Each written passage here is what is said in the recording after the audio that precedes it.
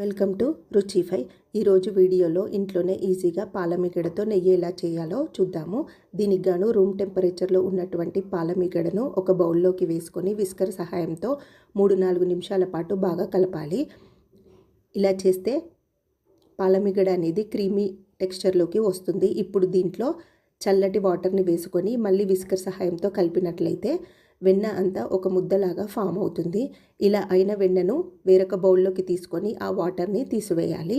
ఇలా 2-3 సార్లు ఫ్రెష్ వాటర్ని వేసుకొని వెన్నను బాగా అందులో క్లీన్ చేసుకోవాల్సి ఉంటుంది. ఇలా చేసుకున్న తర్వాత వెన్నను స్టవ్ పైన ఒక గిన్నె పెట్టి అందులో పెట్టుకొని స్టవ్ అనేది సిమ్లో పెట్టుకొని సుమారుగా 20-25 నిమిషాల పాటు కలుపుతూ మరిగించుకున్నట్లయితే 25 నిమిషాల తర్వాత నెయ్యి అనేది ఇలా రెడీ అవుతుంది. ఇలా రెడీ అయిన నెయ్యిని గ్లాస్ జార్లోకి తీసుకోవాలి.